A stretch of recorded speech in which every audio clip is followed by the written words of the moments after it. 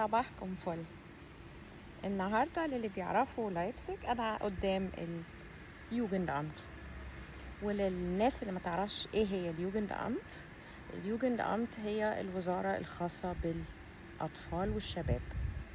اليوجند أمت من حقها لو لقت خطر على الأولاد من أهاليهم إن هم ياخدوهم منهم ويحطوهم في هايم ويربوهم هم.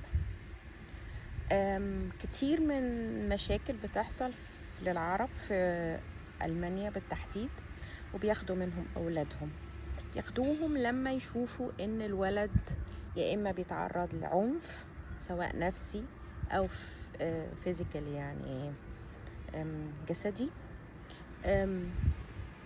أو أي شيء آخر. يعني إذا كانوا الأهل مثلا بياخدوا مخدرات، إذا كانوا الأهل سيئين السمعة، إذا في أسباب كتير بتخلي اليوجند أمت تاخد الولاد من أهاليهم، وساعات بتوصل إنه ياخدوا 5 أطفال من أبوهم وأمهم.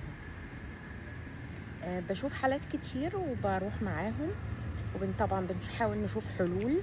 ساعات ياخدوا أولادك منك. طب إيه الحل؟ هل أنا لما ياخدوا أولادي مني خلاص الموضوع انتهى؟ لا، الموضوع ما انتهاش.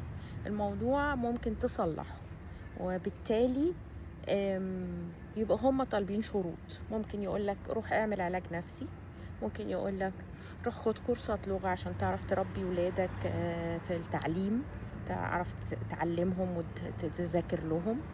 في بيطلبوا منك حاجات، ممكن يقولك روح خد علاج، ممكن يقولك روح هات لي إثبات شهادة طبية. يعني بيبقى ليهم بعض المتطلبات. وطبعا اليوجند أمت هي الجهة الموكل إليها التحكم بعد القضاء. يعني إذا أنت رحت لليوجند أمت، فوق اليوجند أمت القضاء، وبالتالي إذا أنت شايف أن القرار اللي اتعمل عليك ده مش كويس، تقدر كمان تروح للقضاء أو تروح لليوجند أمت وتتفاهم معاهم.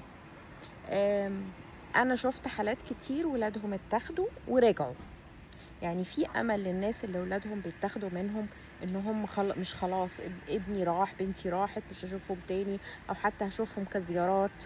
لا، حطوا إيديكوا في إيدين الألمان، شوفوا هم عايزين إيه يتحقق عشان تعملوه، وبالتالي بعد ما تعملوه هتلاقوا إن الحياة سهلة، وإن هم نظامهم كده. أنت عايش عندنا يبقى لازم تمشي على النظام بتاعنا. فالمشاكل الكتير اللي بتحصل، وعايزة أنبه إنه يا جماعة أرجوكم، العنف مش حل أبدا في التربية.